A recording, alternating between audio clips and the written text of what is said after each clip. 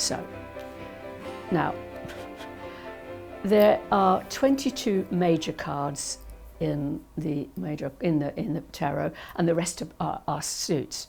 But looks like we're going to go boom, boom, boom, boom, boom, major, major, major, because it's crossed by this amazing card called Strength. It's another one I've never heard from you. No, this is Leo. This will be Leo, the lion, so it's territory. This always has overtones to me of work that becomes conjoined with something else. The card itself, from the terms of spiritual, is of strength and of making something out of nothing, really, of taking not exactly water into wine, but of taking a minimal thing and realizing the depth and the size of it. What this card does become is the joining up of business processes. So it becomes not exactly takeovers, but mergers. So the card represents merging of ideas with larger structures, larger companies, people that have the power. From a human point of view, it is the need to suppress and the need to control the fire that's in you, to make it manageable for other people to use. In terms of insomnia, in terms of what you're dealing with, does it ever occur to you that the reason a lot of people can't sleep at night is because they have this huge desire, a huge need to find something else, like a kind of curiosity. They're workers and they don't know how to tell their working self to shut up. They can't actually switch off from the need to explore.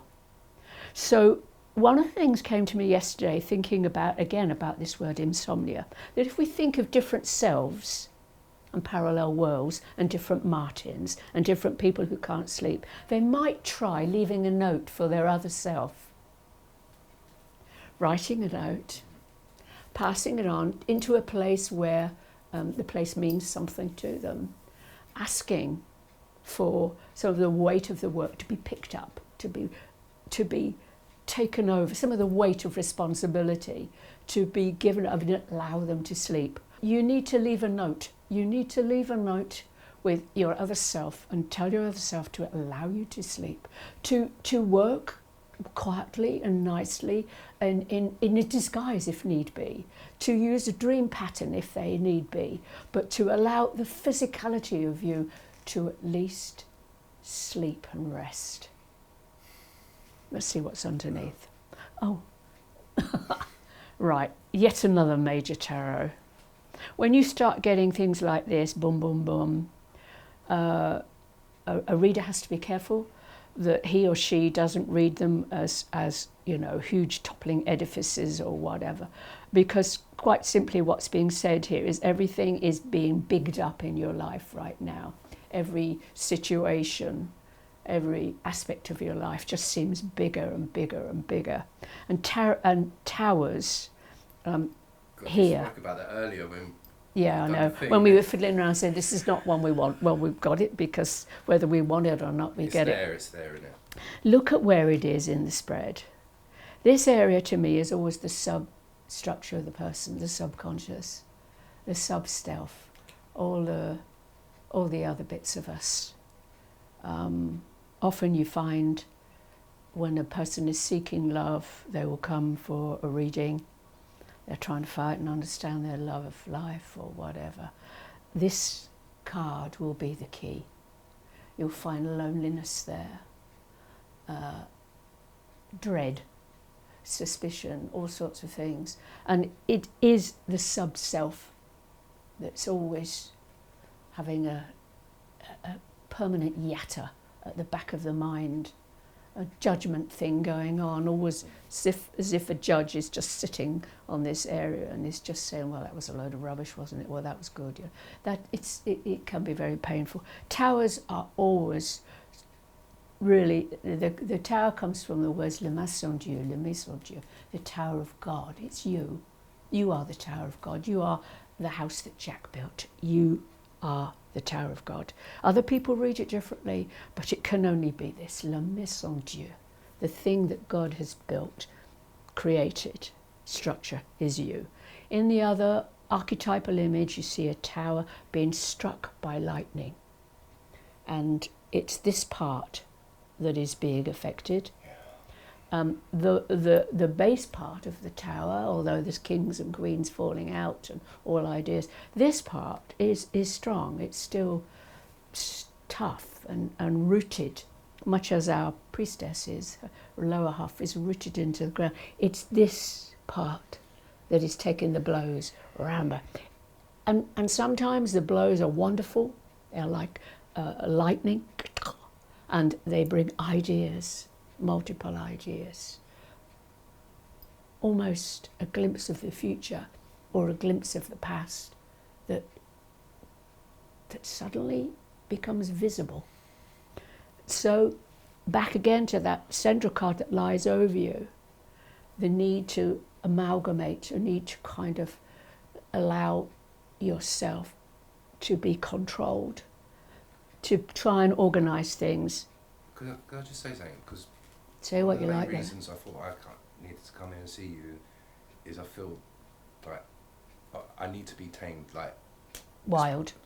The work is really hard that I'm doing, and it's so hard to keep that smiling, and it keeps falling out, the Jekyll and Hyde kind of thing.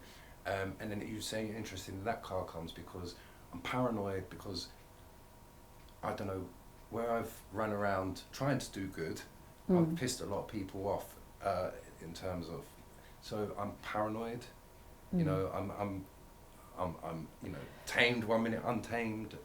Yeah. So well, and then seeing bits of seeing the humanity of it desires that you haven't become God. You know, if you Joan of Arc, all right, got messages to go out and lead the French army against the English, which is what she did, but because of the political need to remove her and all sorts of things, she's still burnt at the stake, she's still human, she still cried, because you can do the good you can, but at the same time you are really human. And when you've got something very, very big to carry, which is what this feels like, that's what towers feel like. It's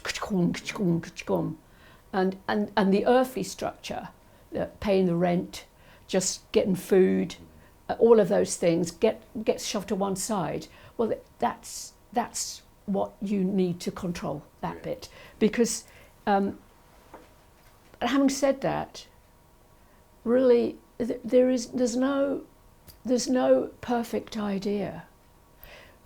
I believe we're born with a blueprint, you know, kind of a blueprint of the construct of who we are and what to do and what we might do, but it just lays over everything. It's not the plan. We work within it, and there's so many irregularities in life. There's so many strange things that we can't understand. There's poverty, there's wars. You can only work within the space you work. You know, when I was a kid, I went to Sunday school, as did most of my generation in that time, and there was a little hymn that the kids would sing, Jesus makes me shine, you know, like a candle burning in the night, in a small corner. Well, that's really all you can do. You can just only light your candle in your corner and just keep it from blowing out. And if every now and then you do something stupid, that's because you just did something stupid. It doesn't reflect on the good or the bad.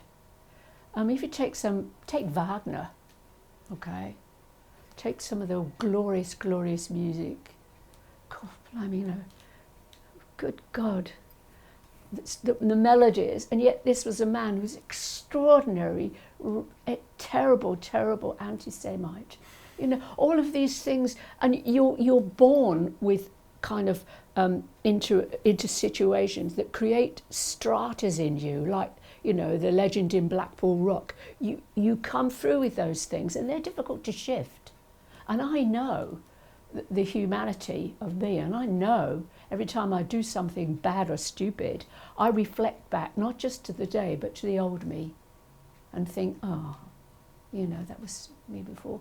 And yeah, well, to become an angel takes a lot of time and energy. Do you know what? Even if Flap, you're doing, flap, flap, well, even flap. if you're doing everything right and everything, you might even have one bad intention, or I got like a bit egotistical last week, and it's not easy.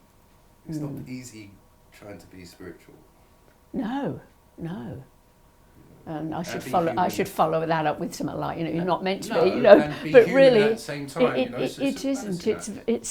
It's because we are in the flesh.